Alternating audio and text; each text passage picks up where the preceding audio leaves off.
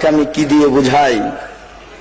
এই শান্তি পাওয়ার একটি পথ, পৃথিবীতে যেখানে যারা মানুষের মতামতকে উপেক্ষা করে কোরআন এবং সহিহ হাদিস মেনে চলতে চায় তারাই আহলে হাদিস।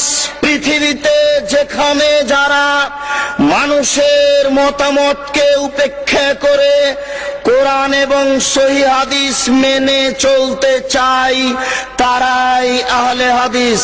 পৃথিবীতে যেখানে যারা মানুষের মতামতকে উপেক্ষা করে কোরআন এবং সহিহ হাদিস মেনে চলতে চায় তারাই আহলে হাদিস।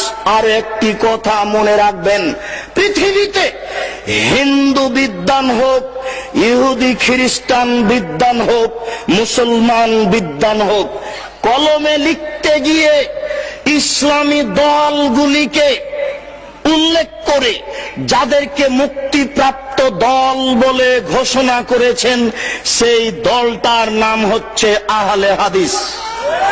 বিশ্বাস করুন, বিশ্বাস করুন, আমার এই ভাঙাচুরা বিদ্যায়, আমার এই টুটা ফাটা বিদ্যায় আমার জানা নাই পৃথিবীর কোন হিন্দু বিদ্বান, পৃথিবীর কোন খ্রিস্টান বিদ্বান, পৃথিবীর কোন ইহুদি বিদ্বান, পৃথিবীর কোন মুসলমান বিদ্বান, লাখো ইসলামী দল আছে, আহলে হাদিস ব্যতীত আর কোন দলকে মুক্তিপ্রাপ্ত দল বলে কলমে ধরেছে এটা আমার জানা নেই। অতএব কথাটা আপনি আবারও বিবেচনা করে ভেবে দেখুন, পৃথিবীতে কোন বিদ্বান কোন ইসলামী দলকে মুক্তিপ্রাপ্ত দল বলে কলমে উল্লেখ করেছে এটা আমার ভাঙাচোরা বিদ্যায় জানা নেই। শুধুমাত্র একটি দলকে মুক্তিপ্রাপ্ত দল বলে ঘোষণা করেছে, সেটাই হচ্ছে আহলুল হাদিস।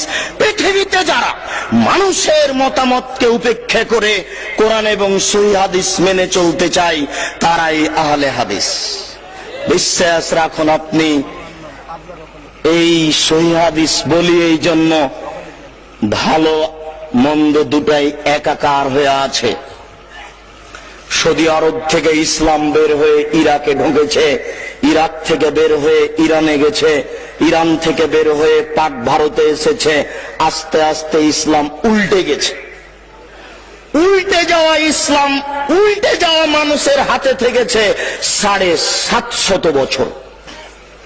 ওরা চলে গেলে যাদের হাতে থেকেছে তাদের নাম ইংরেজ। ওদের দালাল ছিল শিয়া, ওদের দালাল ছিল কাদিয়ানি, ওদের দালাল ছিল অমুসলিম, আরো কিছু লোক দালাল ছিল, তাই এখন আর বলছি না। ওরাই তাদের বলেছিল যে আপনাদের জানি শত্রু ওরা যারা বুকে হাত বাঁধে, আপনাদের জানি শত্রু ওরা যারা জোরে আমিন বলে। তাই তারা শহরে খুঁজছিল কোথায় তারা। তাই আমাদের বাড়ি শহরে হয়নি, মসজিদেও হয়নি। শহর ছেড়ে পালিয়ে গিয়ে ওই বাগমারায় আশ্রয় নিয়েছি। বাগমারায় গাড়ি তো যায় না, যায় না, গরুর গাড়িও যায় না, গরুর গাড়ি তো যায় না, পায়ে হেঁটেও যাওয়া যায় না। ইংরেজ যেন আমাকে খুঁজে না পাই, আমি ওখানে গিয়ে আশ্রয় নিয়েছি। মনে রাখবেন, আমি মুনাফিকি করতে রাজি নই। আপনার এই কাজ দেখলে আমার খুব কষ্ট হয়। ওই মিথ্যুক আপনার বুকের ওপরে মিথ্যা তাফসীর করে যায়, সে আপনার কাছে আশ্রয় পায়।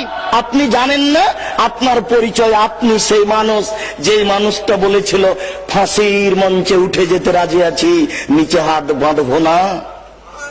আপনি ওই সেই মানুষ যেই মানুষ বলেছিলেন ফাঁসির মঞ্চে যেতে আছি, চুপে আমিন বলবো না।